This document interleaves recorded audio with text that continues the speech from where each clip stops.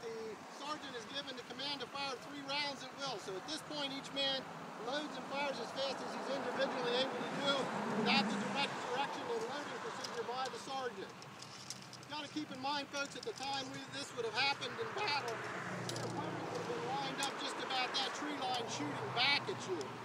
So it would have been quite a disorganized event going on. So let's cheer these guys on. They're in a hot spot.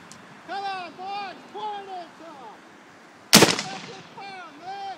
Come on, folks, cheer these guys on. They're in a rough spot here. Come on, boys! Point it to them! Let's go!